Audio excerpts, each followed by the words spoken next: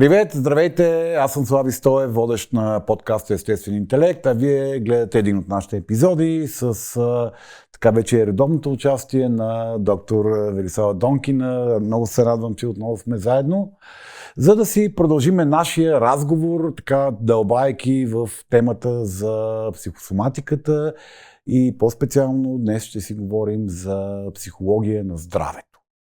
Предният епизод, който може би сте гледали, ако не сте, със сигурност след този ще се върнете да го видите.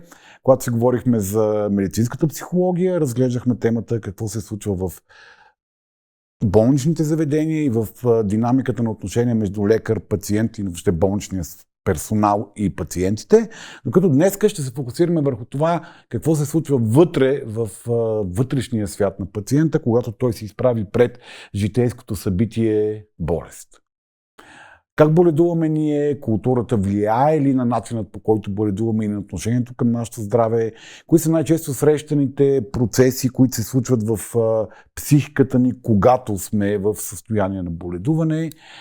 И разбира се, нашата основна цел е да имаме по-добро разбиране, за да се грижим по-добре за себе си, така че слушайте ни, гледайте ни и се надявам да е полезно за вас. Лекарите ги оставяме в историята, те са някъде там, сега сме ние, човекът и болестта. Това е тема, която се изследва в понятието или в дисциплината психология на здравето.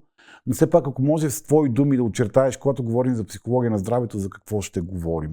Всъщност, то може би не можем да разглеждаме човекът и болестта или само болестта, нали, във всички случаи, без да има предвид и здравето. Тоест, това е една дълга линия, в която има много флуктуации, много промени, може би няма някакви стабилни положения, но ние през целия си живот може би се движим между здравето и болестта, между здравето и лудостта, между трудностите и моментите, в които успяваме да бъдем малко повече със себе си в някакъв относителен комфорт.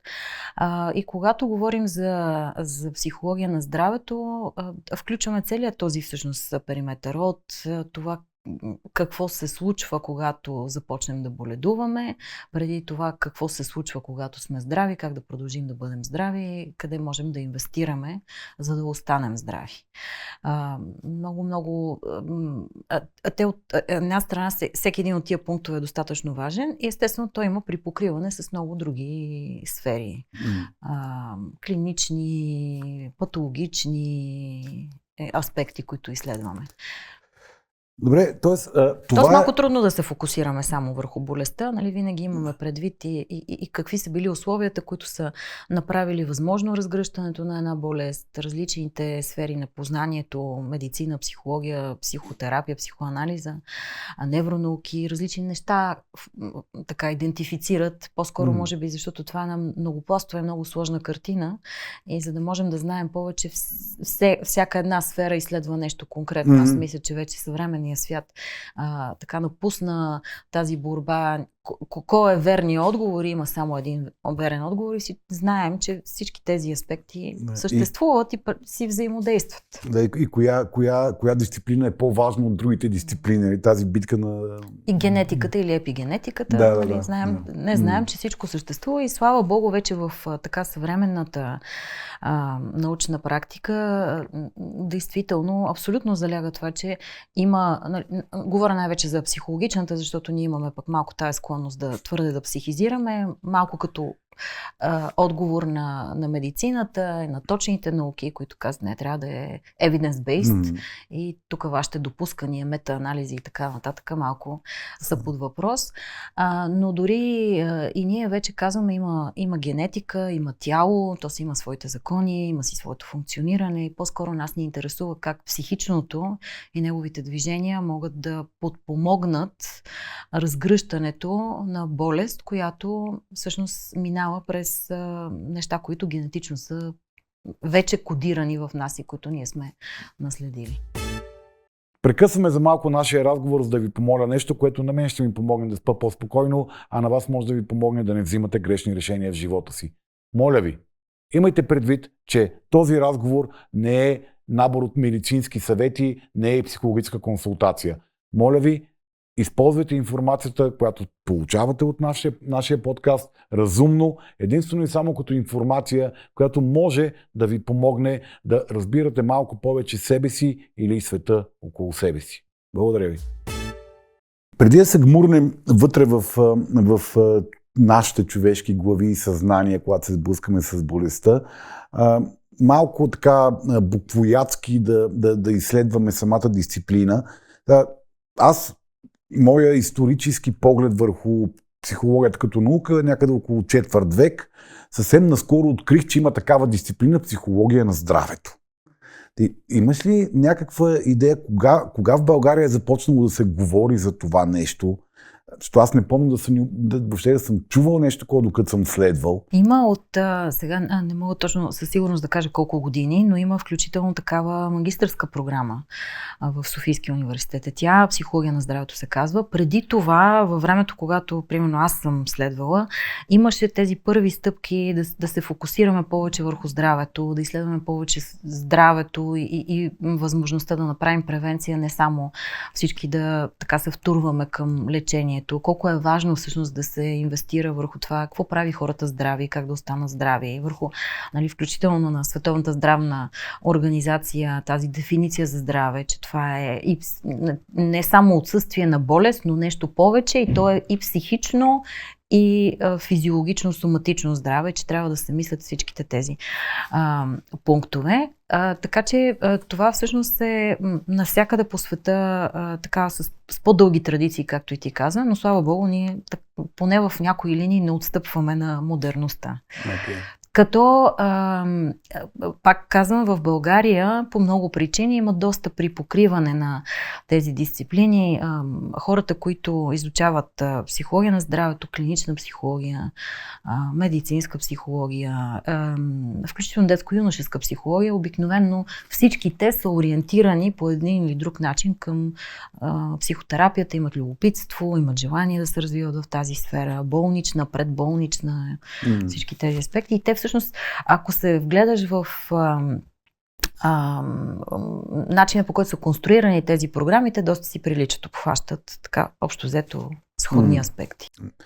Добре, като казах, че има такъв интерес и някак си се горе-долу така движим се с модерността в това отношение, на терен, кой е човека, който оказва, т.е. прагматизира тази теория и наука на човешко ниво? Кой помага на хората? Кой помага на хората да останат в добра култура на живот, за да не са болни? И кой помага на хората да имат добра култура на боледуване, за да могат да улеснат оздравителния процес или да запазват качество на живот? Това е сектора превенция всъщност, който у нас не е развит или така много слабо започва да се развива, защото то всъщност е логично. Първото нещо, което трябва да се направи, е да срещнем вече съществуващата болест и да помогнем там. Когато изградим достатъчно добри системи за подпомагане в тези сектори, те при нас много страдат. От боледуването на дете, в ранното детство, почти няма човек къде да се адресира, ако намери, трябва да търси някакъв личен път да се срещне с такъв специалист или в центрове, които са частни. Всъщност няма къде да се обърнат родителите във възрастта 0-3, например. Има едно единствено място в България, където се прави оценка, и то е претрупан. Това е детската психиатрия в Александровска болница. И обикновенно там всъщност се прави оценка на деца, които са малко по-големи, след 3 нататък.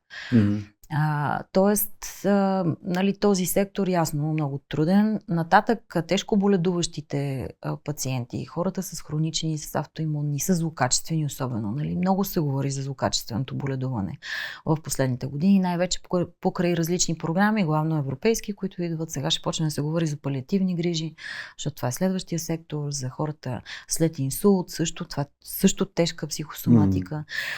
Но все още това са програми на парче, свързани с личната инициатива на някого, с личното желание. И всъщност ние като страна нямаме някаква обща социална политика, реално. Има звена отделни, институционални, те всъщност помежду си нямат връзка, няма една цялостна удържаща система, която да може да подпомага. Въпреки че аз наскоро разбрах, покрай работата си с омбал Света Анна, че има една програма, която Министерството на здравеопазването преди няколко години е направило, да кажем, за подпомагане на този сектор майка, бебе, ранно детство, която обаче си седи така написана и в нея нищо не се случва. Това е като програмата за превенция и лечение на зависимости. На зависимостите също. И там също знаем, че... Коя година я писах тази програма, 2005 или 2007 я писахме. Те минаха 20-те години, нищо от нея не се случи. И местата, където се случва, са центрове, които някак си намират субсидиране. Ако не е частната инициатива, проекти, просто нищо няма да се случи. Или някакви неправителствени организации, които живеят, изяждайки личния и житейски ресурс на хората, които работят там. Да, което според мен не е добра практика, най-вече защото когато се изчерпа този ресурс, всъщност това нещо престава да изчезва. Просто изчезват се в цели градове, изчезват цели социални политики, само защото просто някой вече не е издържал и е грохнал от... Както и ние, за съжаление, все още имаме така въобще на национално ниво, и това отива по секторите във всички професионални сфери, този начин на съществуване в нарцистичната борба на малките разлики. Ние все още имаме нужда да се борим едни с друг, за да сме по-спокойни, по-сигурни кой е, и че имаме право да ни има... Война в детайлите. И че сме достатъчно добри, да. Защото когато много си приличаме, трябва много да се борим, за да имаме това усещане за себе си. И това прави така, че много пъти дори нещо хубаво да е изградено. Това го виждаме и в политиката, нали? В така държавническите подходи. Следващия, който идва, срива всичко, защото от мене започва света. А това не е нужно, мисля. Това не е нужно. Ти като си викнеш майстор в къщи, той ако не напсува предния майстор, значи не е никакъв майстор, нали? Той е някакъв аматьор. Време е да си дадем сметка, че това работи зле за цялата гилдия. Майсторска, психологична, лекарска, политическа. Да. Че един друг тон на уважение към това, което е направено, всъщност помага нас после да ни уважават. И това, което ние ще се опитаме да създадем, което е много важно. Но всъщност, нали, когато говорим за психология на здравето, за това какво ни помага да бъдем здрави, за качеството ни на живот, това са много важни неща. Ние обикновено ги говорим през призмата на болестта и на опита да се върнем към здравето. Тоест, когато вече сме болни, бърнаутнати в криза, почваме да мислим, така ли трябва да живеем, и всъщност освен да преодолеем сега симптомите и кризата и болката, после как да се задържим здрави. Може би трябва да се инвестира в качеството на живот преди това, обаче това е свързано с здравната ни култура. Пък ние имаме много лоша такава по отношение на телесното си здраве, а по отношение на психичното изобщо няма какво да се коментира. Прекъсвам за кратко разговорът ни с доктор Донкина, за да ви разкажа за един друг разговор, който имах с нашите партньори в епизода от Philips Sonicare. Според това, което им споделят на тях зъболекари, ние българите имаме абсолютно същата грижа за здравето на устната си кухина, каквато и това, което договорим в момента с доктор Донкина. Някакси живеем с нарцистичната идея, че зъбите ни ще са вечно здрави и усмивката ни ще е винаги красива, без да полагаме усилия за това нещо. Всъщност, миенето 2 пъти на ден на зъбите е изключително важно за здравето на устната кухина, а вечерното миене премахва всички от тези неща, които не искаме после да гният цяла нощ в устата ни, докато спиме и които са натрупали през деня. Една от много честите причини да прескачаме някои миенета на зъби или да ги претупваме, защото ни се струва като безкрайна инвестиция на време, 3 минути да седим и да се гледаме в огледалото и да търкаме с четката.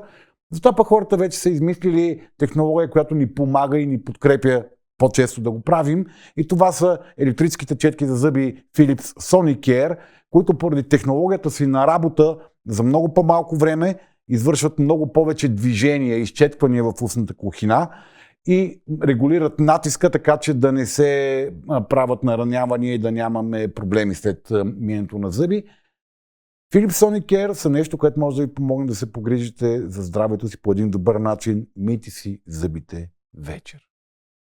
А сега се връщаме към разговора ни с доктор Донкина, за да продължим да изследваме как ние българите имаме култура на това да се грижим за здравето си. Психичното здраве не съществува в България. Няма такова понятие. Точно така, да. Добре, тоест, ти каза, че... Ние сме си в криза постоянно. Да. То нормално ти е тегаво, не е какво...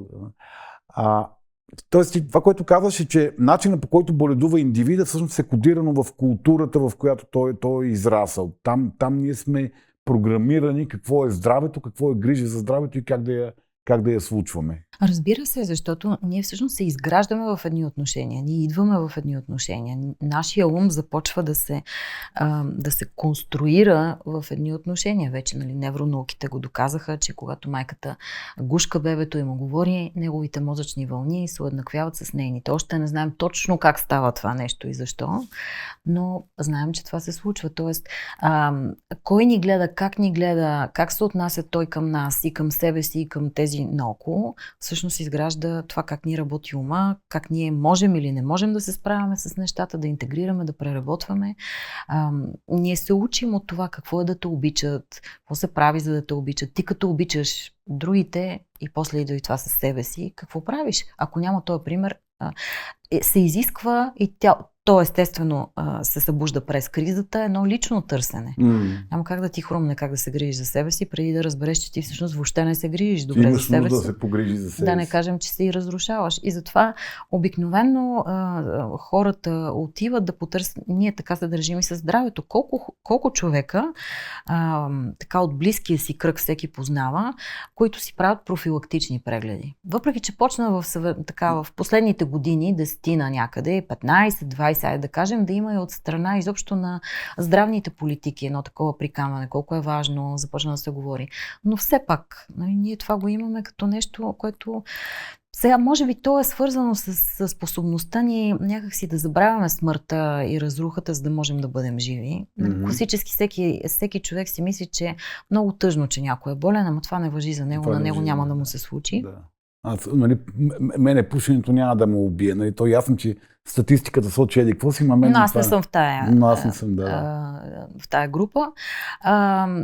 И може би това е така, изисква се много дисциплина и много зрелост. Аз не мисля, че по света хората са чак толкова по-зрели, просто там има санкции. Ти си принуден, обаждат ти се по телефон и ти казват, време за вашите профилактични прегледи, вие трябва да ги направите. Защото им, че тежиш на здравната система, като се разболееш. Да.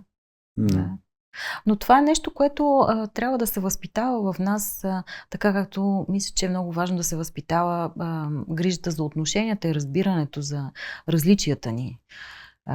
За това, че всъщност отговорността как живееш е твоя. Отговорността да бъдеш в добро състояние е твоя. А не е на лекаря. Не е на здравната система. Не е на здравната система, не е на останалите хора. Но тук има един такъв момент, че всъщност ти, за да имаш тази грижа към себе си, трябва да имаш изградена тази връзка със себе си. И идеята, че си ценен човек, може би. Идеята, че си ценен, би породила идеята да се грижиш. И идеята, че си смъртен, защото мисля, че нарцисизма е нещото, което нас много ни кара да неглижираме. Ние винаги сме, ние сме една всъщност доста, много е тъжно да се каже, но хайде да ползвам някаква по-мека дума, малко грамотна или лошо грамотна и много нарцистична нация. Всъщност. Оттам идва голяма част от нашите проблеми. Тоест това е много голямо страдание, свързано с несигурност, свързано с нуждата постоянно да се доказваш, свързано с много незрялост. И всъщност хората рядко се замислят, но това да си казвам, аз всичко мога да понеса, да преуморен съм, ама ще се напъвам още, те другите, милите не могат, но аз ще жертвам себе си. Всъщност това е нарцисизъм.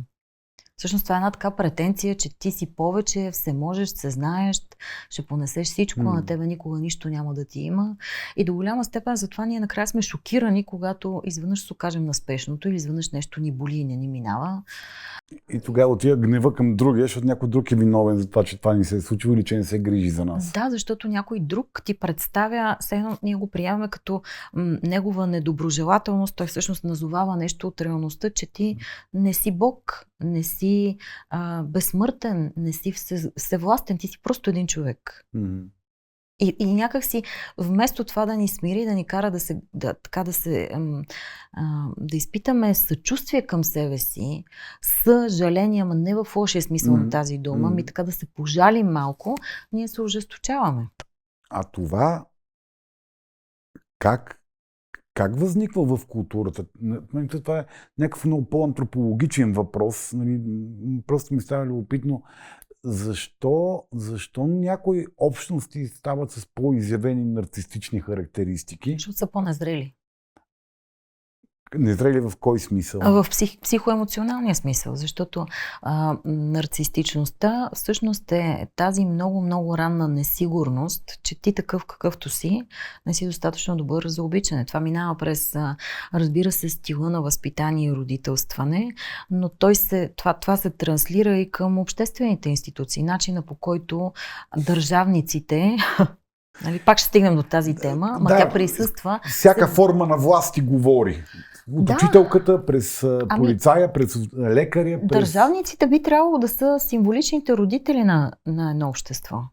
И когато там няма тази грижа, която, разбира се, трябва да минава през законови практики, регламентиране, защото, нали, когато човек е родител, той не само подкрепя, дава, глези и така нататък, той би трябвало да може да удържи, да забранява. Много често родителите имат проблем с това, защото се чувстват... Ето това също е нарцистично, недостатъчно добри, защото им е трудно да понесат бунта на детето, което ще каже: мразя те, не искам ти да си ми майка, ти си отвратителен баща, аз дали случайно не съм на някой друг, не те харесвам, да. Откъде ме взехте, кои са истинските ми родители. Трябва зрялост, за да можеш да разбереш, че това всъщност идва от нещо, което ние всички много добре познаваме. Колко е неприятно, колко е гадно да те ограничава, да не ти дават нещо, което искаш, да трябва да се учиш с това да толерираш някаква липса. И как имаш нужда някой да ти каже, че да, разбирам и имаш право да си имаш твоите чувства, но това няма да се промени. Сладолет не. Мий си зъбите. Мий си зъбите. Славой Жижек, един много интересен човек, такъв доста противоречив и понякога провокативен, казваше на едно място, че този, нали, постмодерен начин на родителстване, всъщност ще отидеш да видиш баба ти в неделя, само ако искаш и само ако си настроен и само ако ти е приятно, обаче помисли тя колко те обича. Помисли колко ще й бъде тъжно, ти ще й разбиеш сърцето, ако не отидеш. Тя всичко дава за тебе. Всъщност това в какво затруднение остава детето, което дори няма право да не иска, защото, нали, всъщност убива баба си. Ще се окаже злодей, ако не иска. Да. И в този смисъл на психичната икономия и на психичното развитие, един по-традиционен старовремски родител, който ще каже на детето си: в неделя отиваш да видиш баба си и въобще не ме интересува, искаш или не искаш. Защото трябва да уважаваш възрастните. Да. И държа да се държиш добре с нея. Пък ти, ако искаш се ядосва, каквото искаш прави. Колко всъщност ни облегчава, защото ние можем да си мразим, да му се сърдим, да си казваме: само да стана 18 и се изнасям, никога повече няма да се занимавам с тебе. И ти си викаш: дай Боже да е така. Да, също. Но всъщност ти имаш поле, някой ти партнира да можеш да си преживяваш чувствата и да ги интегрираш. И ти казва: това са границите и аз те удържам в тях. Не те остава да се гърчиш нещо и да се чувстваш лош човек. Да се чувстваш лош човек. Когато си все още един силно недоразвит нарцис като малък. Така че мисля, че там залягат много неща и ние си държим на тая незрялост всъщност. Ние така държим да си останем такива. Да, аз си спомням, преди години правих ремонт и майстора на бригадата беше супер грамотен човек. Той беше от това поколение ливанци, които по времето на социализма покрай дружбата с Палестина, той палестинец от Ливан, бягат от Ливан, защото тогава, нали, имаше война там с християните, и в България учи и остава и строителен инженер човека и води бригада майстори. И викам: добре, тия хора защо къртат мазилка без маски? Ти сутрин са нормални мъже, вечер са едни посивели, кашлящи, едвам дишащи хора. И той казва, вика: за тях това е въпрос на мъжество. Аз не мога да ги накарам да сложат маска, ако ги накарам, те ще напуснат. Защото за тях това е въпрос на сила, на колко могат да понесат. Да, абсолютно. Тоест тази постоянна верификация на твоята божественост ни кара, нуждата от тази постоянна верификация, всъщност ни кара да се самоексплоатираме постоянно, да се разрушаваме. Да, и да не се грижим за себе си, защото всъщност никой не се грижи за нас. Защото ние сме всевластни, ние сме един такъв, нали, героя на мама, който... И тук идваме, нали, до други неща, до всеволието на майките, до отсъствието на бащите, които малко да спрат тези майки. В съвременния свят пък вече съвсем нещата са, нали, тотално преформулирани, вървят по някакъв нов ред и са още по-комплицирани спрямо тези отношения, новия начин хората да имат семейства или да нямат семейства. Кой слага рамките, кой какво прави и така нататък. В този смисъл, от гледна точка на психичното здраве, да се върнем малко към някакви устои, може би ще ни помогне. Това не означава да сме ретроградни, означава да бъдем по-близо до тези неща, които са основата на едно добро съществуване. Защото в България ние всички сме, реакцията на всяко правило е: те ли ще ми кажат, аз знам по-добре, аз карам много хубаво кола и карам много добре, кой ще ми каже аз да карам по Цариградско с 80? И някак няма способността да се съобразиш, ако щеш дори не само заради себе си, защото ти може действително да караш страхотна кола и да караш много добре, но може би има много други хора, които не могат. И всъщност това уравновесява. Да. Тоест не сме... Тук стигаме на нещо друго, че не съм само аз на този свят, че има и други хора, че какво ще се случи, ако аз се разболея, примерно, с моите близки, с моето семейство, че може би човек е здрав най-вече заради себе си, но не само. Добре, какъвто и Бог да е един човек в главата си, той се разболява. Рано или късно. И умира също рано или късно. И умира рано или късно. Не помня кой беше казал, че проблема не е, че умираме, проблема е, че смъртта е изненадваща. Не знаем кога. Кои са обичайните процеси, които стартират в главата на един човек, когато се сблъска с новината за болестта? Сега при леки диагнози сигурно са по-малко, същите процеси по-слабо изразени, при тежки диагнози са по-силно изразени. Но горе-долу какво обичайно става в нашата глава, когато се сблъскаме с болестта?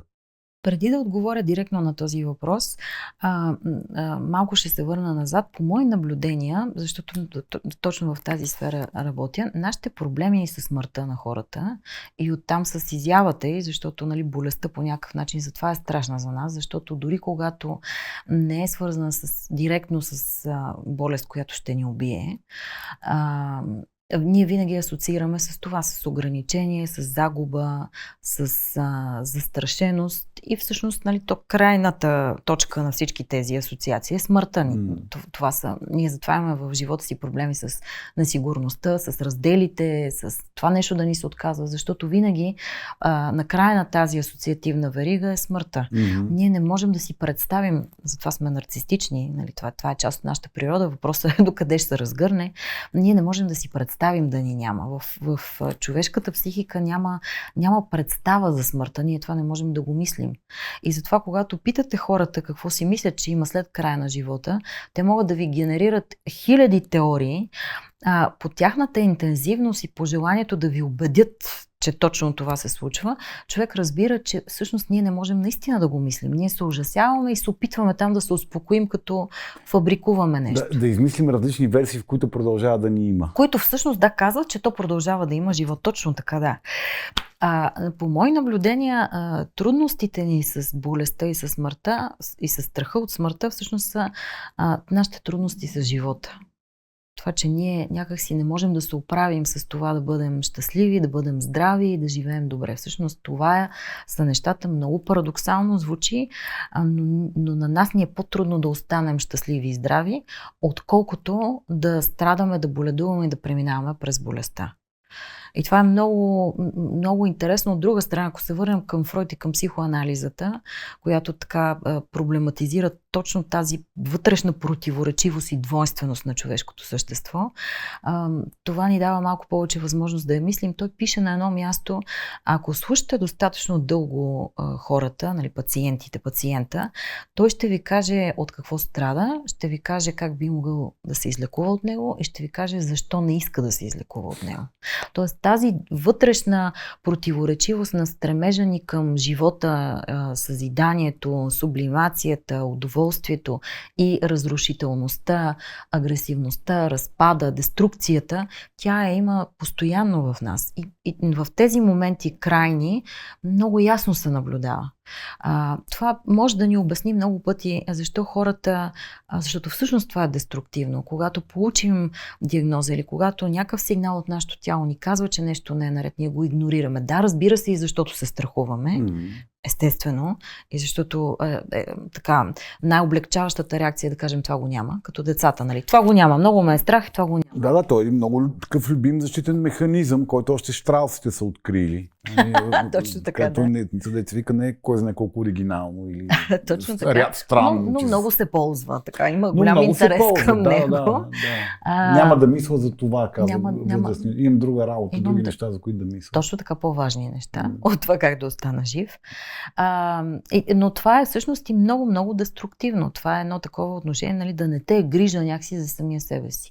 И хората сме склонни, всеки един от нас, да прахоса огромен ресурс от време да отрича, докато вече не стигне до този момент, в който очевидно няма как да го отричаш. Тогава си принуден с голям ужас и така зареден с страх и омраза към всичко, което ще ти кажат, и гледайки като враг всеки, който ще ти посочи реалността, защото това е неприятно и ти си се опитвал да се отървеш от него.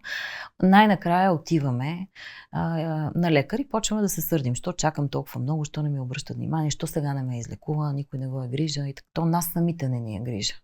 Включително и в начина, по който търсим лекарите си, свързваме се с тях и така нататък, но за това говорихме миналия път, няма да се връщам толкова много на него.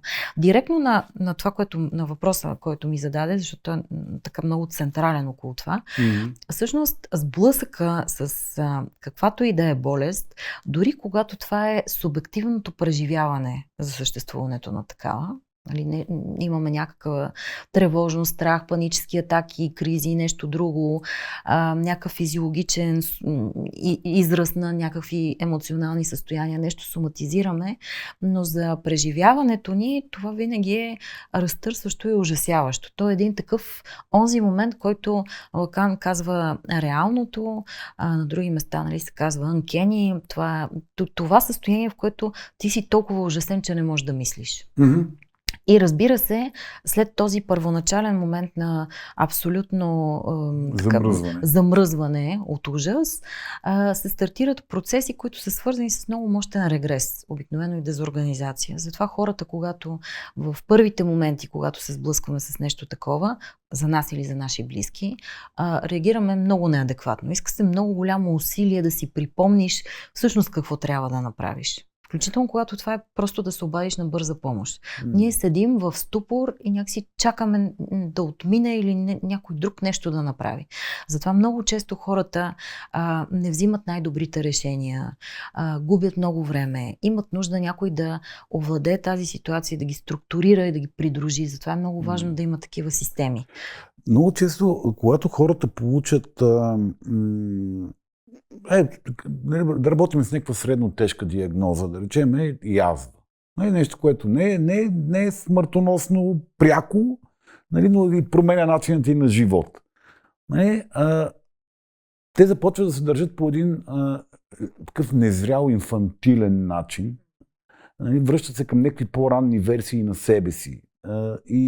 Което предизвиква много гняв в околните хора, защото ние очакваме те сега да се превърнат в едни машини за оздравяване, в някакви върховен фокус на мисълта и на емоционалната зрялост, което обаче не се случва. Масово ние, това, което ти каза, регресираме. Ние се връщаме към някакви ранни версии на себе си. На какво се дължи това, защото ли се случва много масово? Регресията на какво се дължи?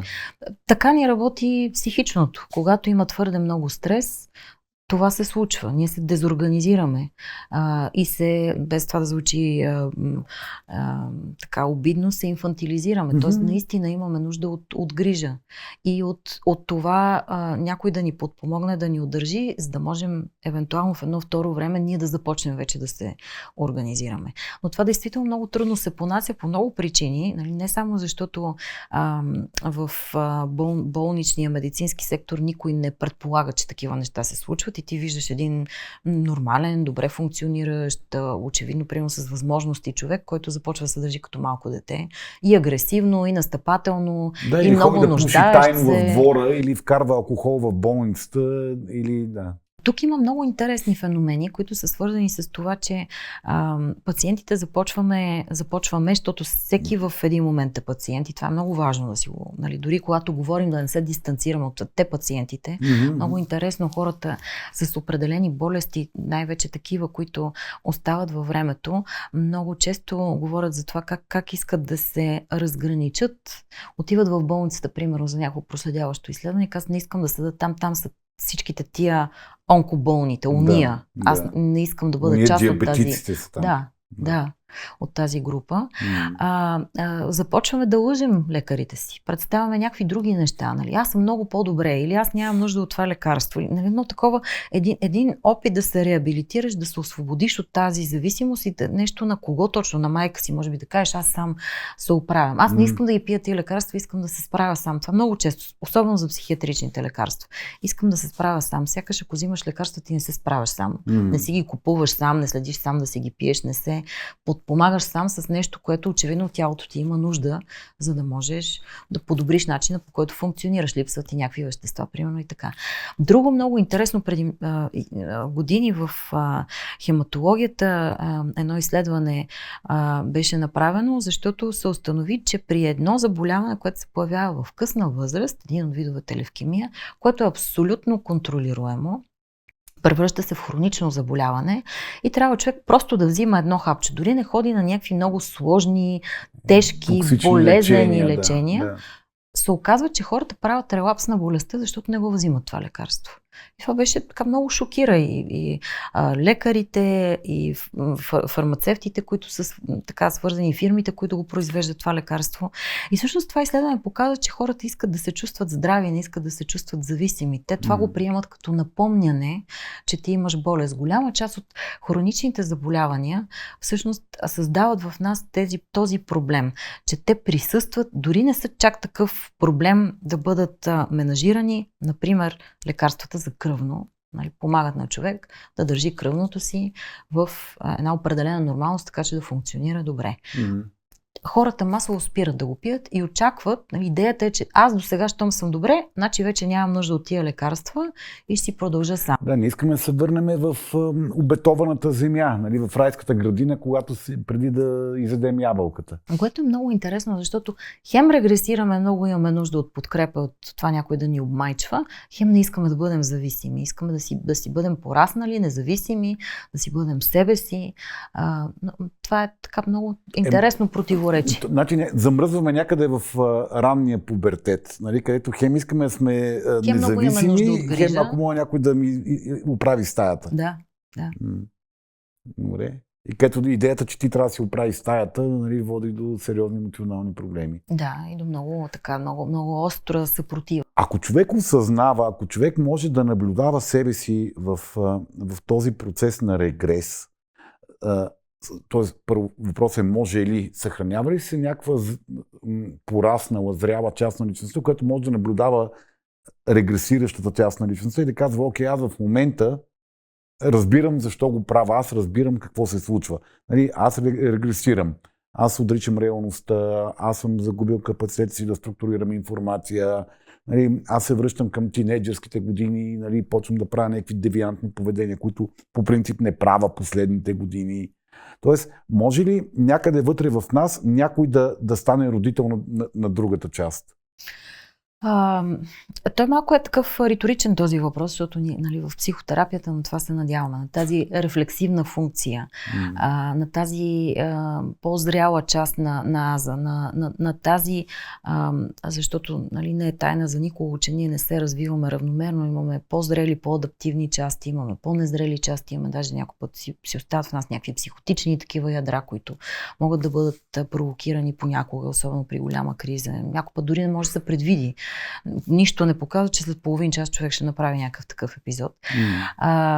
Да, може, но някак това е свързано с едно специфично настояване да култивираме в себе си тази зрялост. Този диалог. Специфично настояване, преди волево да полагаме усилия.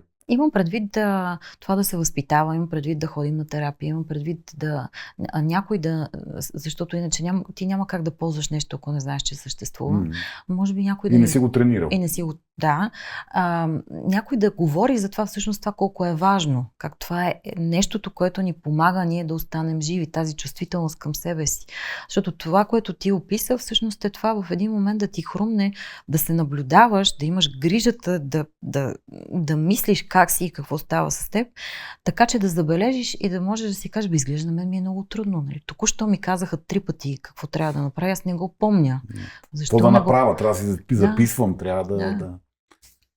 Явно ми, как не помня, явно ми е много трудно. Защото иначе инстинктивният отговор на това нещо е то да се изхвърли навън, защото е много тежко за понасяне. И страховете, и дезорганизацията. И хората много често го правят. Така никой не ми обясни. Да. Никой не ми обясни, защото никой не го е грижа. Аз откъде да знам. Но това действително е, те са и такива мощни защитни механизми, разбира се, но действително е един момент, в който това цялото изчезва, все едно не ти се е случвало изобщо. Понеже е много разтърсващо и много трудно. И пак тук се връщам към това колко е важно в тези моменти да имат добри удържащи системи, защото човек наистина има нужда от подкрепа, от това някой да те придружи.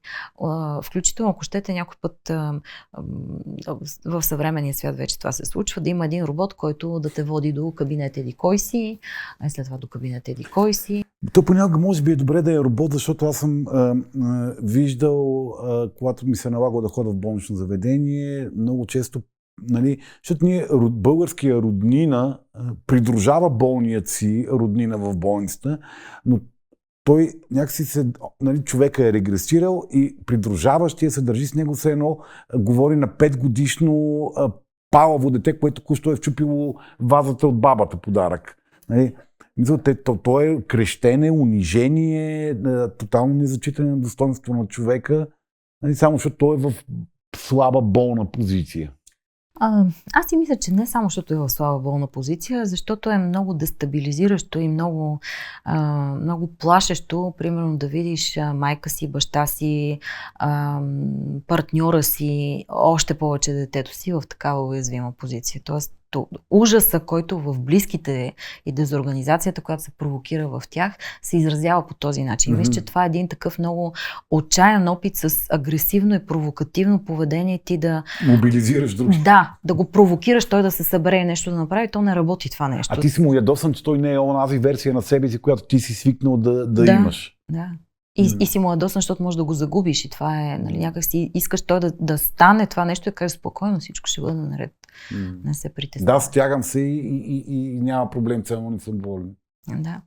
Но има и нещо друго, което ми хрумна, когато даде примера с язвата. Интересно е, че дори в състояния, които не са свързани с никаква болка, каквито примерно са, да кажем, асистираната репродукция, тогава хората не са болни, те нямат някакво физическо неразположение, което да им създава физически дискомфорт или да провокира болка, или да провокира някакъв страх за твой собствен живот, тогава те също регресират. И тогава също имат нужда от грижи и също се дезорганизират. И изглежда, това може да се обясни с тази нарцистична рана, нали, която всъщност всяко състояние, всяка болест ти нанася, че обективно медицината ти казва нещо, което ти искаш или нещо, което си представяш за себе си или нещо, което винаги си вярвал, че си способен да направиш, независимо дали да имаш дете или да останеш жив за винаги и нищо да не те бутва и докосва, всъщност не е така. Тоест, интересното е, че дори когато някакси болестта или състоянието или проблема не присъства в твоето физическо преживяване за това, емоционалното и присъствие. Да. Добре. Освен, че болката ни прави тревожни, освен, че тя самата е много мощен дестабилизиращ фактор, разбира се. Но особено на места, където се случват наистина болезнени, наистина застрашаващи, наистина ужасяващи за преживяването на човек медицински интервенции, каквито да кажем са неонатологиите, реанимациите, трансплантационните отделения, хирургичните отделения. Там регресът е много мощен И тези нагонни, инстинктивни, импулсивни движения, агресивни, разрушителни, на нужда, са много крайни. Наистина, когато човек работи на такова място, например в трансплантации, има моменти, в които начина, по който пациента те напада и медицинския персонал, и психолозите, понякога и близките си, това се транслира после през близките, или по който се нуждае от тебе, наистина прилича емоционално много на това, което се случва, когато човек гледа много малко бебе. Не защото хората стават бебета, защото просто е толкова непоносимо и невъзможно за преработване това преживяване на тотален ужас, на тотална застрашеност, на разпад, много мощен. Той много често почти не може да се удържи. Защото ако се замислим, всъщност тези всичките много тежки интервенции от страна на медицината, те дават едва ли не обещание за втори живот, за излекуване, за щастие, за възможност, за втори шанс. И като всяко такова тотално идеално нещо, те крият ужасяващи опасности. И въпросът, ако не стане така? Да, защото всеки на някакво ниво знае, че това не е реално. Това е една фалшива реалност, която човек влиза в ролята на Бог и дава на някого втори живот. Да. Нещо, което ти каза предния път, много ми направи впечатление, че всъщност когато ние сме в медицинска упойка, в операция, съзнанието ни спи, но мозъкът ни не. И че мозъкът ни преживява, мозъкът ни знае, че гръдния ни кош е отворен. Мозъкът ни знае, че някой ни разпаря корема. Мозъкът ги знае тези неща и той ги преживява на клетъчно ниво и когато съзнанието се върне, той му съобщава новината, какво се е случило с тялото.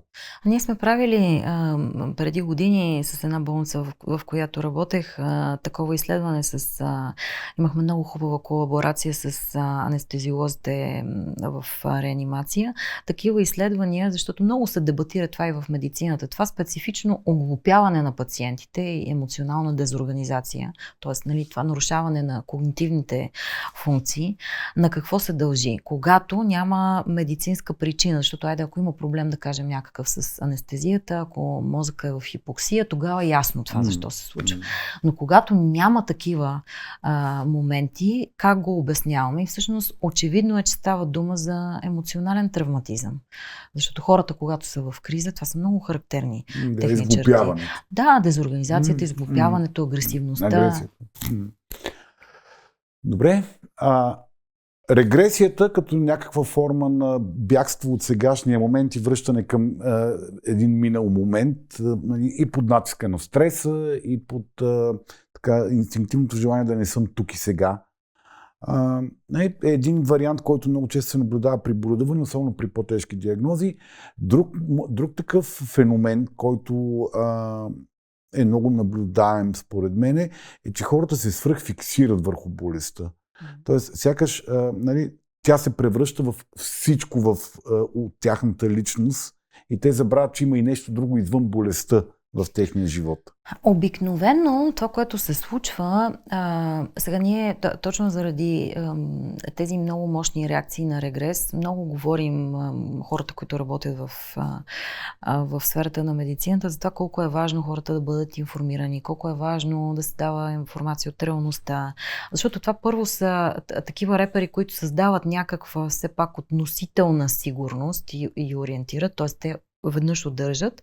Второ, те малко апелират човек да може да стане отново активен. Т.е. той като знае какво ще му се случва, ако една сестра ни каже, ще ми дадете ли ръката си, трябва да ви сложа абокат сега, ще ви заболи или ще ви обуда. Ние можем да партнираме на това нещо. Не ни идва от нищото и не допринася още за някаква дезорганизация, то удържа. Но и защото тази информация от реалността, колкото повече реалност има, толкова по-малко място за фантазиите ни има. Това е също нещо много важно, защото обичайно това, което се случва, е, че болестта застава на едно много удобно място, за да тушира или да обясни, или да я ползваме като обяснение за всички наши трудности. Например, хората, които имат тежки хронифициращи във времето, инвалидизиращи заболявания, каквито да кажем бъбречната недостатъчност, когато са вече в този момент, в който трябва да бъдат на диализа, което е много ангажиращо, много неприятно лечение. То от една страна ти спасява живота известно време, въпреки че се оказва, че и много други неща нарушава. Лекарите бързат винаги от този период да е максимално кратък, да може да се трансплантира човек и така. Но това е всъщност ти, примерно, 2 пъти в седмицата, 3 пъти в седмицата, да трябва да си свързан с един апарат, който събужда, много интересно това, много ужасяващи фантазии в хората. Си представят как той им пие кръвта, как ги убива. Нали, никой не казва, това е едно прекрасно нещо, което ме пречиства и аз после мога да си живея живота. Но това ограничение се появява като обяснение на това как аз имам право, защото съм болен. Аз не мога да чакам, защото съм болен. Аз не мога да пътувам, защото съм болен. Интересното е, това разбира се е така, никой не спори за реалността на този момент.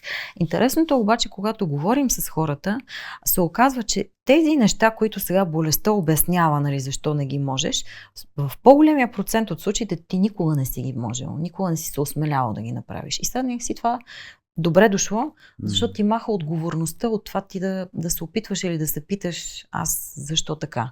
Това е много, много интересно.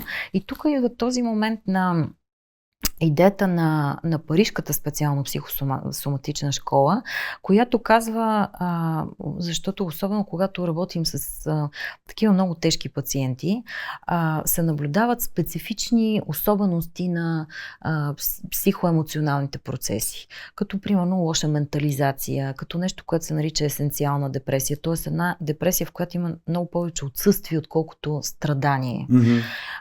Оттегляне някакво.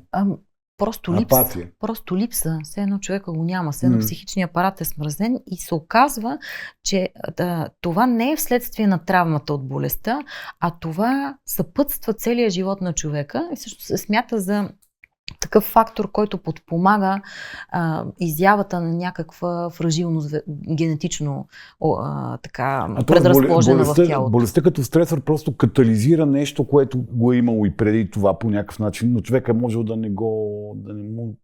Че всъщност лошата преработка психична, която се обуславя от тези особености, от тези дефицити на психичния апарат, всъщност прави така, че едно напрежение емоционално, което ние сега в съвременен свят бихме казали твърде дълго, човек да има много високи нива на кортизол.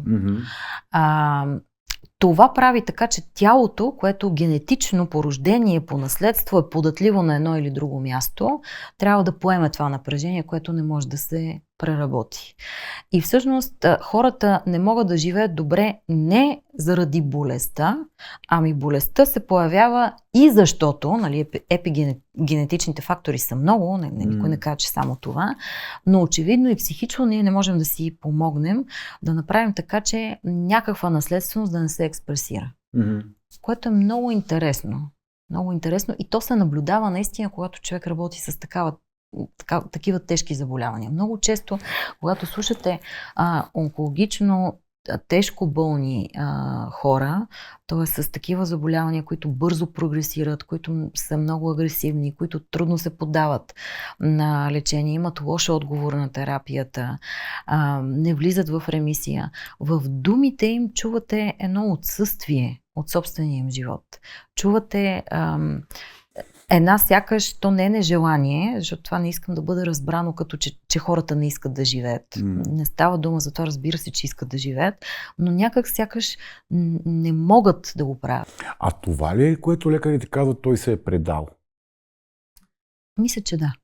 Въпреки че те много често го свързват с една умора, която също идва в това на човек да му дойде в повече и да му писне от болката, от дискомфорта, от лечението, което много пъти то самото също създава много болка.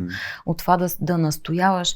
Но Споменавам го, защото е много важно да знаем, че в тези моменти, в които има толкова много отчаяние и страдание и болка и трудност, ние въоръжени така с нещо, което да защитава собствения ни ужас, да настояваме пред хората как те трябва да приемат болестта, за да могат да се борят с нея, как те трябва да мислят позитивно.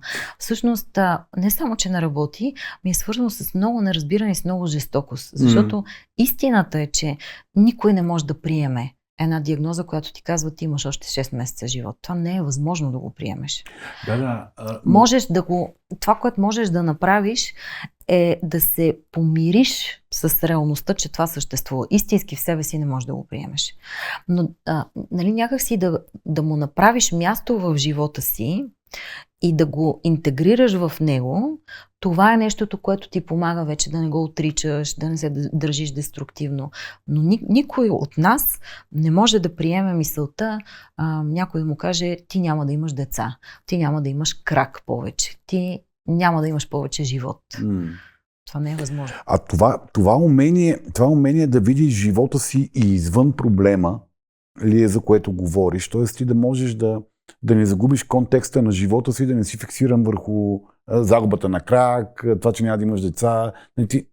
Това е болка, която очевидно никой няма да си каже, чудо голямо, нали? Да, човешкото същество, аз съм го виждала това в работата си, наистина е впечатляващо.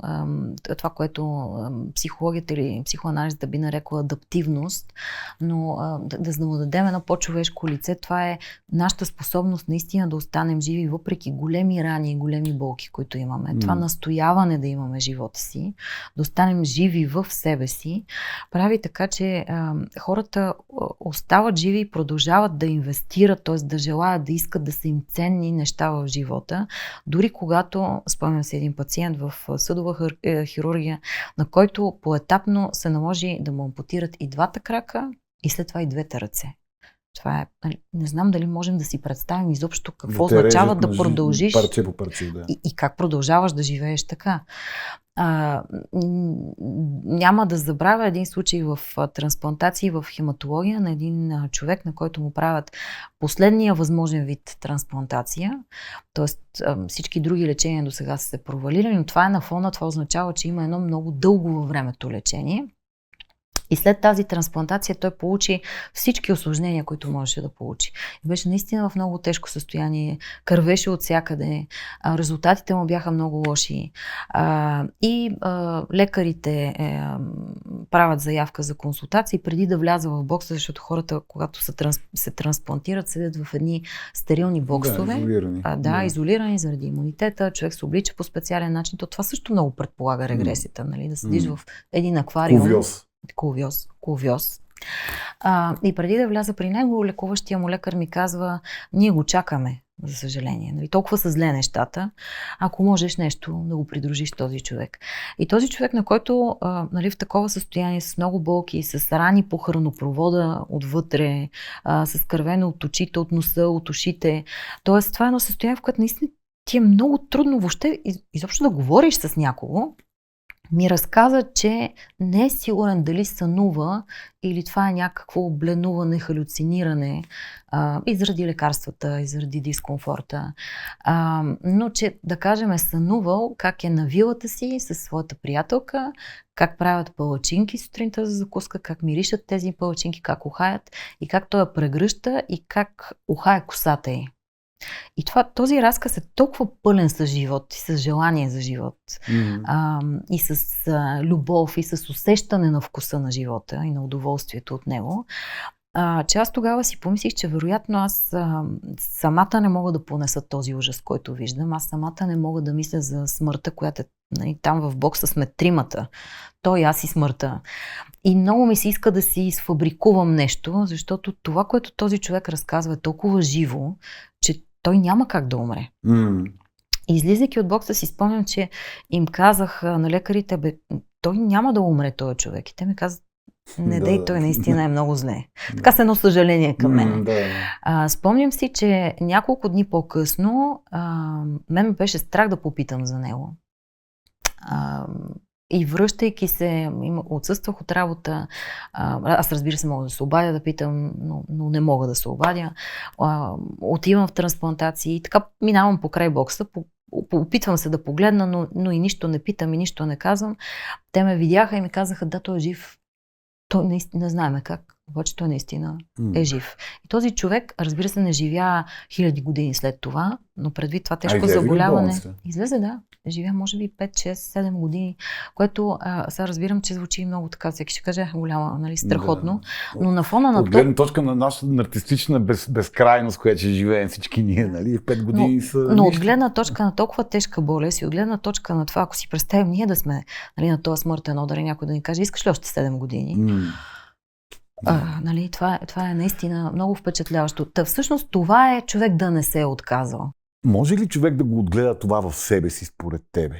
Можем ли ние, ако кажем, че можем да отглеждаме разумния възрастен, който да ни помага, когато сме регресирали, осъзнавайки този регрес, когато болестта се е превърнала във всичко в нашия живот, фокус на внимание, оправдание и всички там неща, за които се превръща тя, можем ли да отгледаме надежда и смисъл и да дигнем зума и да видим големия живот, в част от който е и нашето нещастие? Не съм сигурна, че съвсем сами можем. Мисля, че добрата връзка може да ни го отгледа.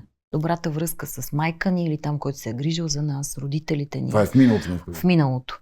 После добрата връзка с някой друг или добрата връзка много често за хората ходенето на психотерапия е първият момент, в който срещат такава добра връзка.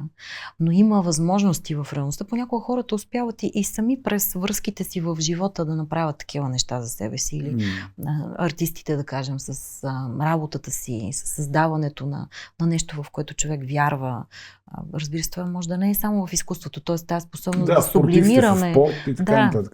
Сублимацията е нещо, което може да ни да намерим нещо, което да обичаме, да инвестираме, да живеем през него, да ни вдъхновява.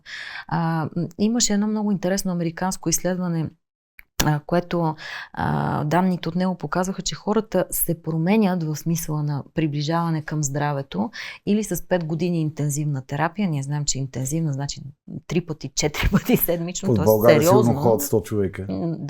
Да, и то такива вече стават терапевти, нали? Затова го инвестирам. И те по едни хора ще стават терапевти. Не, мисълта ми е, че са хора от професията, които знаят защо трябва. Иначе хора на изкушение от това трудно да се мотивират чак толкова. Защото го приемат като зависимост. Диализатор е това, нали? Къде ще хода сега да зависи от някого. Там за терапевта. Да, и едни такива винаги зловещи, те искат, защото от това, нали, ще изкарват пари да ни правят зависими. Аз те прекъснах с нелепия си смях. Кажи ми, моля те, т.е. или 5 години терапия, или какво може да го гледа? Или 8 години хубава връзка. Или 8 години хубава връзка. Добре, почвайте да броите сега какво избирам. Да. Кое е по-малко скъпо? Терапията е шанс в крайна сметка. Ако не можеш да направиш хубава връзка, да срещнеш някой с когото да направиш хубава връзка, все пак по-вероятно да срещнеш терапевт. Вау! Чакай, искам да го осмисля това нещо. Ти казваш, че е по-вероятно да срещнеш терапевт, който да направиш хубава връзка, отколкото рендъм човек по... Да, защото ако имаме такива трудности, ние да срещнем някого, не можем да я направим тая хубава връзка. А той не може да ни партнира професионално и овладяно, за да ни добута до там да можем. Има случаи явно, що ме направим това изследване, в които може, но това е така много рядко, защото трябва да е някой, който е много зрял, трябва много да се харесате и да се обичате, много ресурс да имате и двамата, което не е невъзможно, но не се среща всеки ден. Или двамата ходите на психотерапия. Или да ходите двамата на психотерапия, това по-възможно. По-често се срещат терапевти, добри терапевти. Добре, т.е. ние хората имаме капацитета да отглеждаме оптимизъм, надежда и желание живот в себе си, но трябва да ползваме ресурс, който ни е даден отвънка, през качествена връзка идва това нещо. По-скоро ние ползваме ресурса, който ни е даден отвътре, но имаме нужда от условията, които една хубава връзка прави. Защото ние така се изграждаме през връзката с другия. Ние не можем да се отгледаме сами. Тук може да си спомним Рене Шпиц с децата, които са оставени в институции, които се депресират, спират да се развиват и така нататък. Може да си спомним Маугли. Просто човешкото същество е такова, че за да се развие и да порасне психично и емоционално, но тези изследвания още тогава са показали, че това има връзка и с физическото оцеляване и здраве. Имаме нужда от другия човек и от връзката с другия. И тази връзка може да не е човек, с който делим едно легло, тази връзка може да е комшията, деца в квартала, нещо извън нас, с което да се свържем. Може да е някой, който може да е учител, може да е някой, който в професията ни е важен, може да е приятел, може да е терапевта също. Нали? Без да правим сега с тебе, нали, такава реклама на терапията, всъщност това е инвестиция в здравето. Нали, понеже говорим за психологията на здравето. Терапията не ти казва, ти не ставаш, не се справяш, не те бива и така нататък, а един от способите, които съществуват, за да можеш да живееш по-свободен вътре в себе си, по-здрав и по-добре. Или тези неща, които не можеш да ги махнеш, да ти станат поносими, да можеш нещо да ги правиш. И да не са най-важното нещо в тебе, което контролира живота ти. Да. То да е там, но да има и друго около него, където имаш свободна воля да живееш повече, както искаш. Добре. Фиксация и регрес. Това са така два защитни механизма, два психични процеса, които разгледахме по-близо. Има ли някои други такива много често срещани вътрешни преживявания, които е добре да изговорим, за да могат хората да ги разбират по-добре в себе си и в близките си и някакси да им противодействат или да ги компенсират?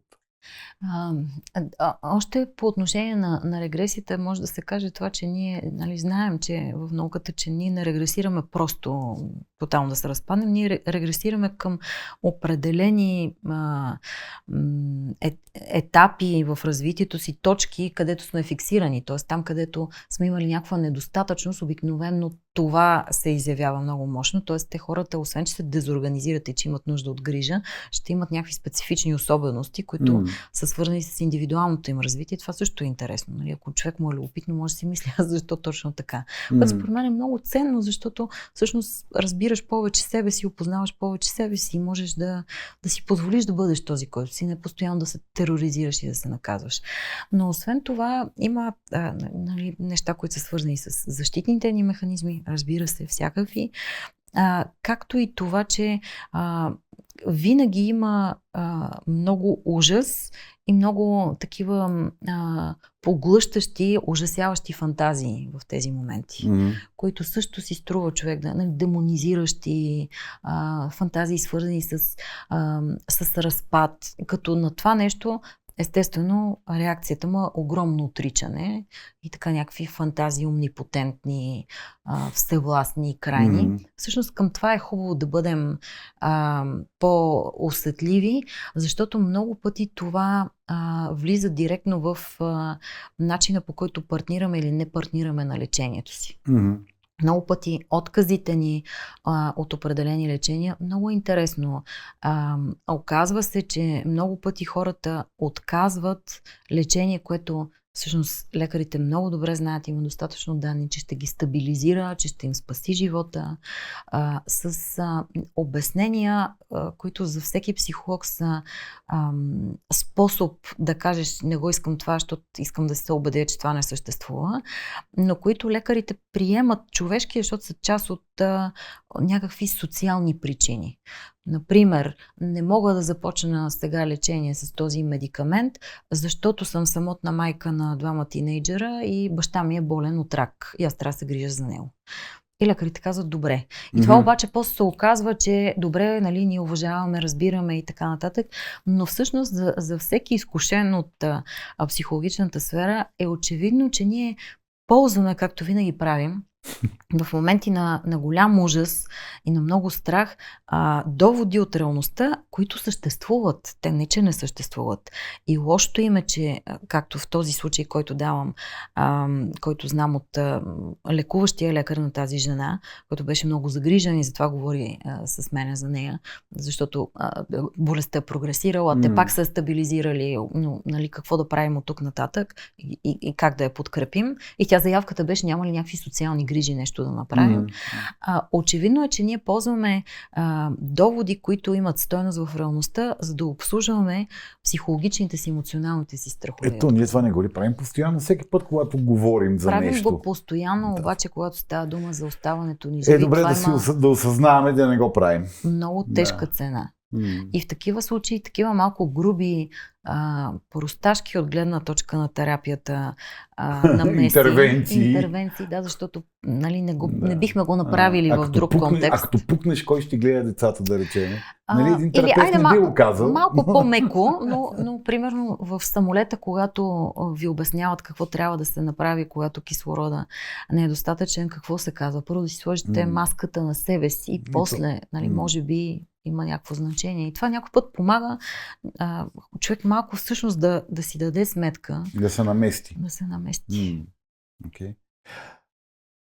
Могат ли близките да изпълняват тази роля на наместващи в такива ситуации? Ако останат с ума си, могат. Да, каква е ролята на близките? Защото чисто статистически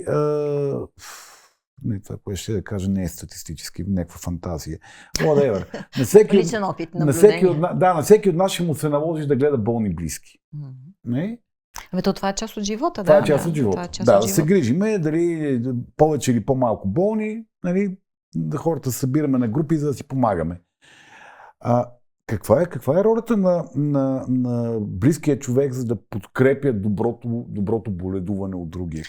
Ти знаеш, има, и предполагам, че зрителите, слушателите също знаят, има страшно много изследвания в тази сфера, много се говори за социалната подкрепа, много винаги се пита за това пациента, има ли кой, знаем колко е важно някой да помага на хората, на психиатричните пациенти също, не само на соматично боледуващите, да си взимат медикаментите, да се виждат със своя лекар. Тоест, тази близката социална среда наистина има много голямо значение. Не само когато и да не си болен, когато остаряваш, например, и се изолираш, това е много преживяване, което освен е трудно, всъщност и много лошо влияе, защото човек в общуването и в взаимността е стимулиран да бъде този, който е. Не случайно, примерно в болниците сега имаме един такъв много вдъхновяващ за мен проект с окръжна болница Света Ана, да направим кино в болницата. Нещо, което се прави по света много, особено за палиативни грижи, особено за възрастни пациенти. Защото това, което хората след това споделят е, че това преживяване на заедност, да отидеш на кино и да гледаш нещо, което те вълнува заедно с други хора, после да можеш да си говориш с тях, им връща усещането за това те всъщност кои са. Връща ги в техния си живот като личностите, които са. И всъщност социалната подкрепа, на това да бъдем заедно, да живеем свързани, дава това усещане. Но това не означава, че трябва да взимаме живота на другия.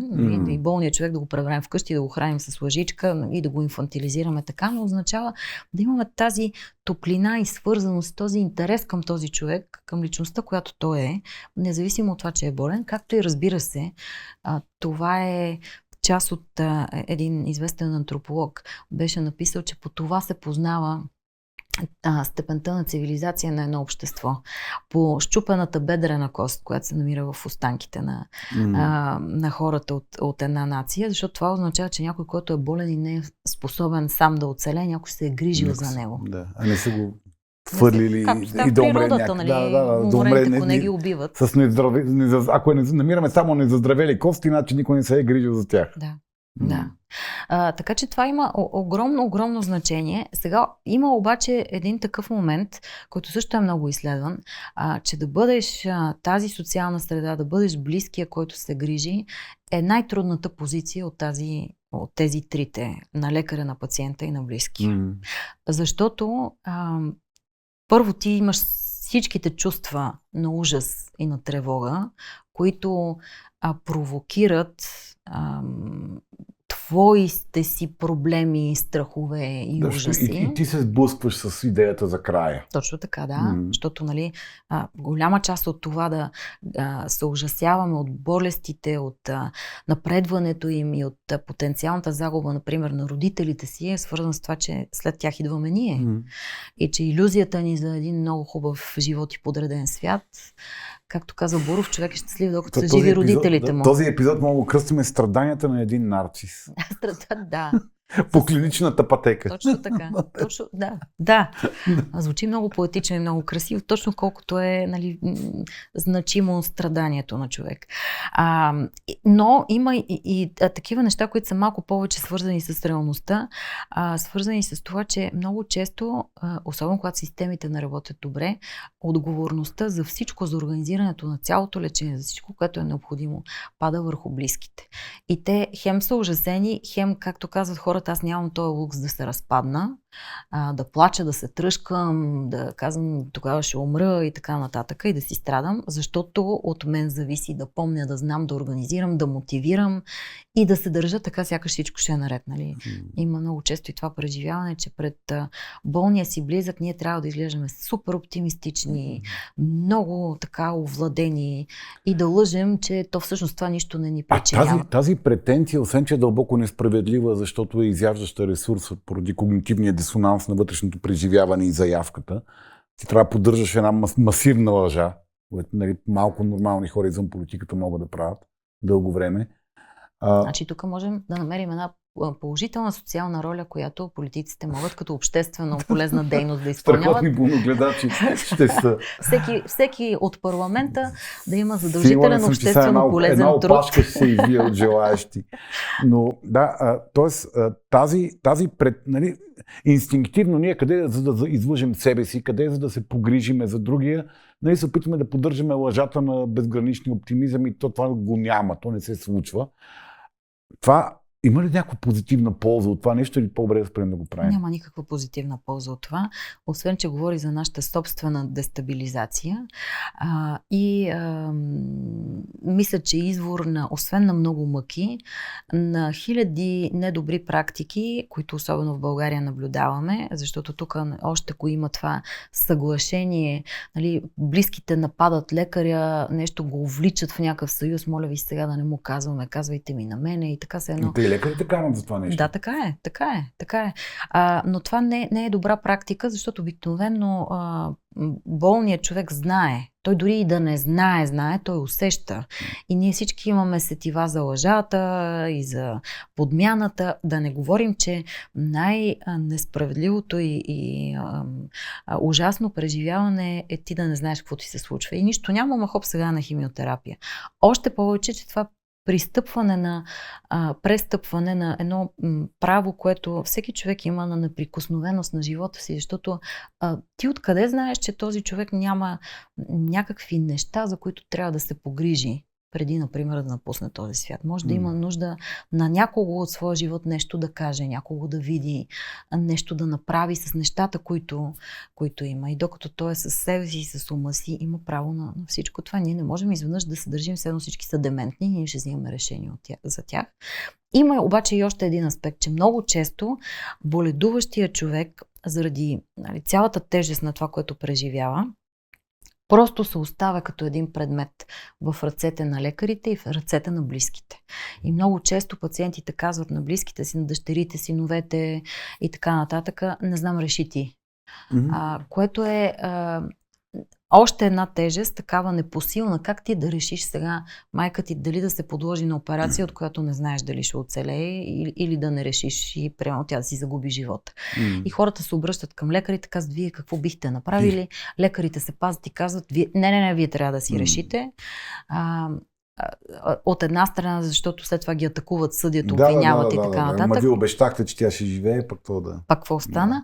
От друга страна, защото те действително не са тези, които имат правото да вземат това решение. Това решение е неприкосновено. Тук е този тънък момент, че може би е важно лекарите да бъдат учени да правят това разграничение, че да вземеш решение за живота на някого, какво ще прави, какво няма да прави, е едно. Да партнираш, разяснявайки, е друго. Тоест, някой път близките или самия пациент не може да реши, защото няма никаква представа това какво означава. И да седнеш с някого, да му обясниш рисковете, ползите, това всъщност какво представлява. Да, но той може, човек може да е в състояние, в което да отказва да поема отговорността да вземе решението. И тогава най-лесно някой друг да е виновен, някой друг да се погрижи. Чувала съм от пациенти, включително такива неща, когато лекаря все пак е добронамерен и се опита да запази някаква неутралност, но да даде подкрепа. И когато, да кажем, каже, ако беше майка ми или сестра ми или жена ми, аз бих направил тази операция или тази интервенция, на което пациентите казват, той сигурно е разведен и майка му е умряла. И мрази майка си. Да. Добре, ако се върнем към близките, с какво да заместят като комуникация, като отношение, като говорене този фалшив позитивизъм с искреност и с автентичност. И с това, малко както понякога родителите се страхуват, особено боледуващите, да кажем пак родители, да показват на децата си болестта, да им говорят за болестта, това се крие, някакви неща се измислят, децата виждат, не могат да разберат. Се държат се по-кретенски. Да, защото малко както агресивните хора, те провокират родителя да си стане здрав и да си дойде на мястото. Но всъщност човек да бъде автентичен и да каже на другия, виждаш, че ми е тъжно, виждаш, че съм изплашен, това, защото много се страхувам за тебе. Това още не значи, че ти имаш присъда и няма да оцелееш.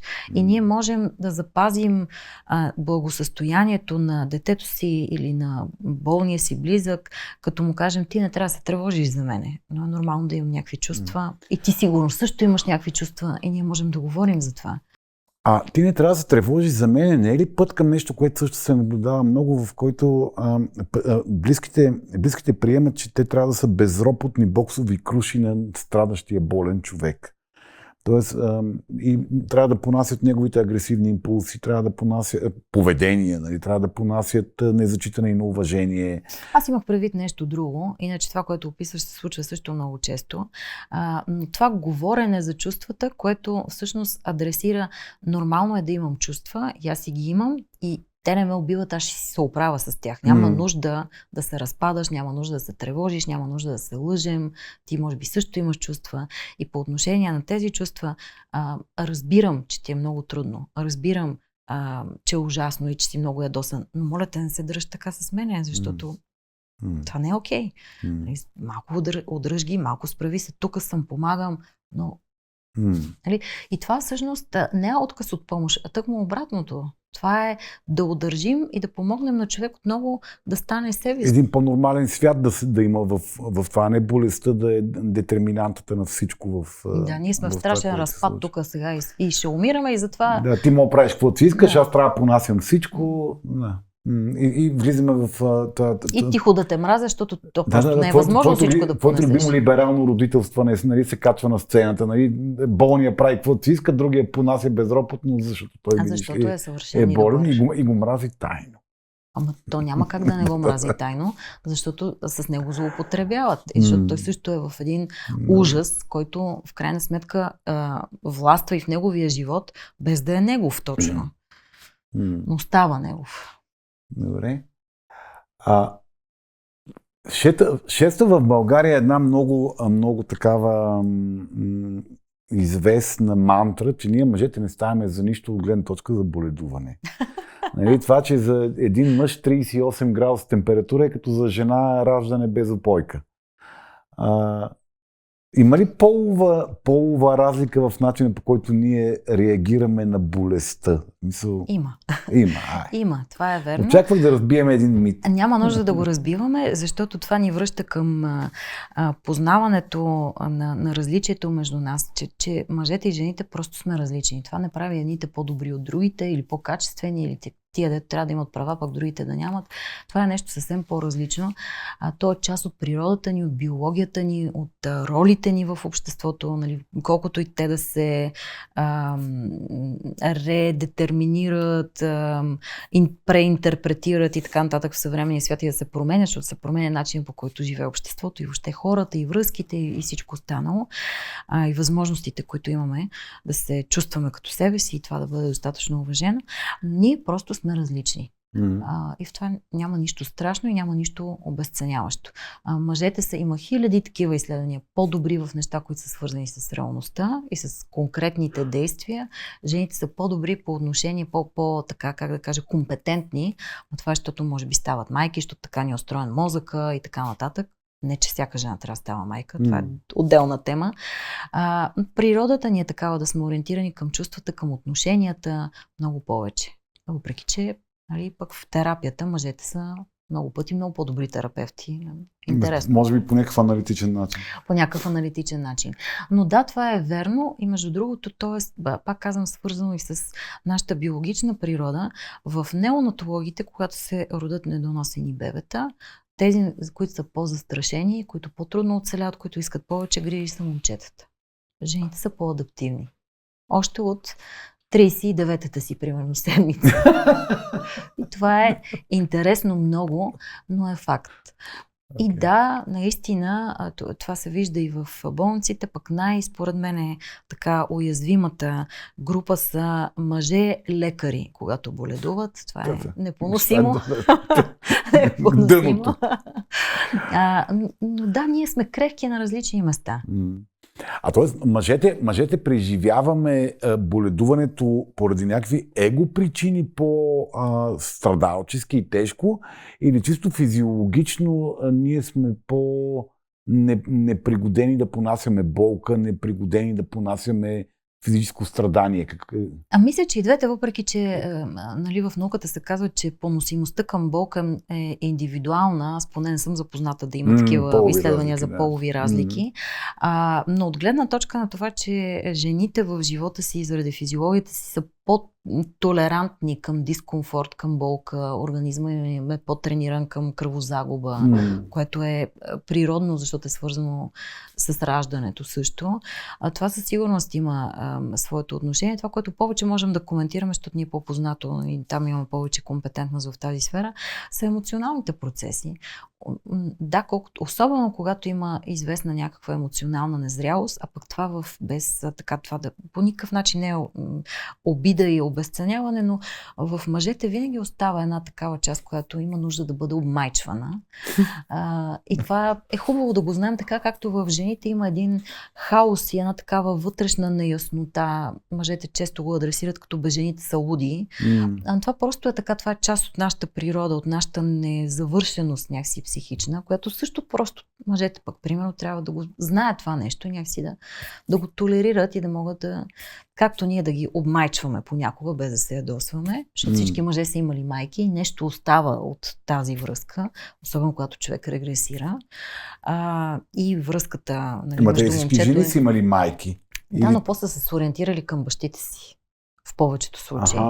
При така, които пък са внасяли структурата на тази хаотичност и като си тръгне бащата, тази хаотичност става без структура. Това ли, оттам идва тази разлика в... Много мисля, че е още по-заплетено, защото е свързано с това движение от майката към бащата, пък след това идентифицирането с майката, която обаче пък ти е някакъв противник, но без идентификацията с нея ти не можеш да стане жена и така нататък, и така нататък. Един такъв...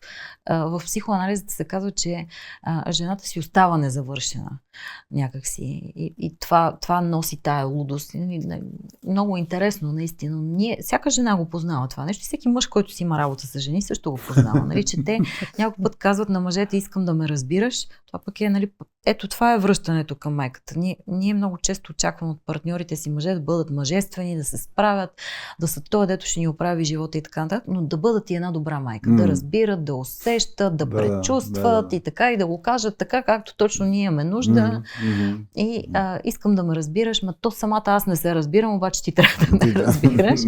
На което всъщност много пъти може просто да се разбира това, колко е трудно да не се разбираш. Да, не те разбирам. Да.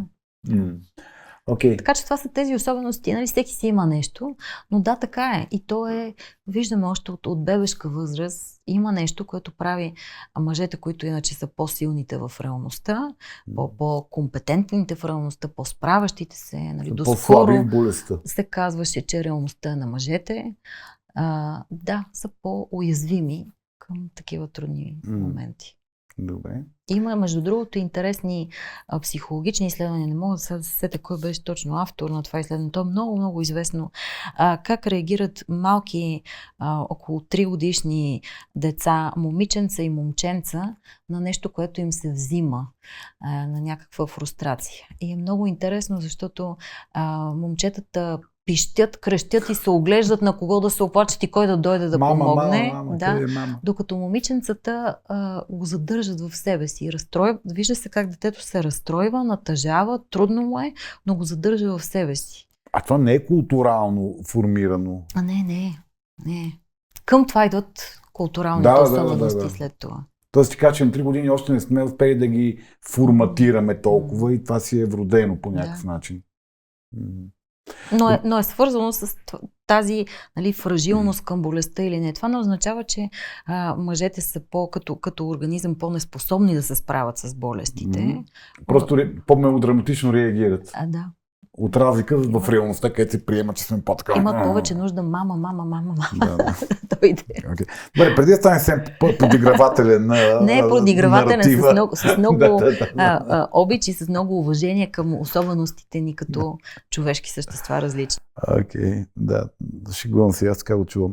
Добре, съвсем на финала, ние по принцип това в този подкаст не го правим, нали, да даваме съвети на хората и така нататък, но чисто като разказ, как минава според теб един оптимален път на сблъсъка с болестта в ролята на боледуващ? Има ли нещо общо защото да речеме, когато говорим за срещата с смъртта, говорим за траура, как минаваме през траура, как излизаме от другата му страна? Нещо такова, ако няма създадено и не го знаеш да го измислиш в момента, ще помоля. Иска ми се да се върнем към термина на Уиникът и оптимално да го сменим с достатъчно добро, защото мисля, че оптимално няма. Но достатъчно е добро. Добро е това, което ще ни позволи да можем да преживеем, да оцелеем от това.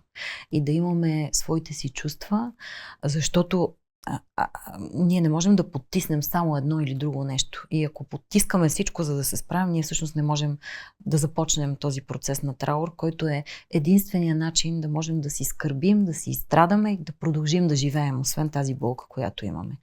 Затова да имаме чувствата си е много важно. Просто трябва да се опитваме те да не ни дестабилизират и да не вземат решенията за живота ни.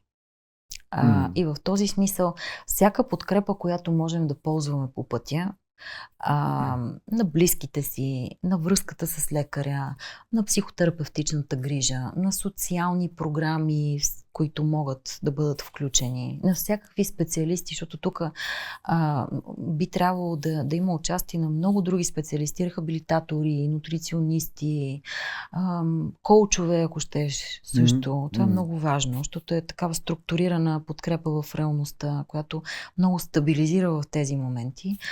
Е добре дошла. Това не означава, че не се справяме добре, означава, че просто много трудно да се приемем, а просто сме хора.